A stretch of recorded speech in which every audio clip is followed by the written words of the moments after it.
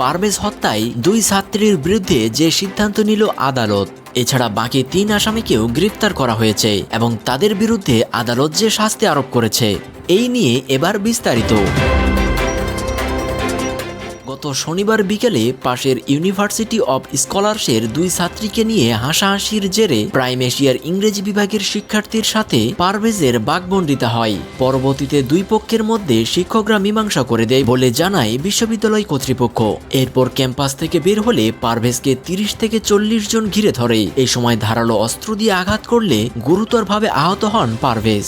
যে সময়ের CCTV ফুটেজটিও social মিডিয়ায় দুর্দান্ত ভাইরাল হয়। জড়িত সেই 2 ছাত্রীকে সাময়িক বহিষ্কার করেছে ইউনিভার্সিটি অব স্কলার্স। বহিষ্কারকৃত 2 ছাত্রী হলেন ইউনিভার্সিটি অব স্কলার্সের ব্যবসায় প্রশাসন বিভাগের ফাতেমা তাহসিন ঐশী ও ইংরেজি বিভাগের ফারিয়া হক টিনা। এছাড়া সেই হত্যায় জড়িত 3 আসামি ছিলেন আল কামাল শেখ ওরফে কামাল 19, আলভি হোসেন জুনায়েদ এবং আমিন সানি 19। তারা বনানী বিদ্যানিকেতনের সাবেক শিক্ষার্থী, তবে কেউই প্রাইম এশিয়া বিশ্ববিদ্যালয়ের শিক্ষার্থী নন। তাদের 3 জনকে 7 দিনের রিমান্ডে দিয়েছেন আদালত। আসামি পক্ষে আইনজীবী মাহবুবুর রহমান রিমান্ড বাতিল সহ জামিন আবেদন করেন। শুনানি শেষে আদালত 7 দিনের রিমান্ড আদেশ দেন।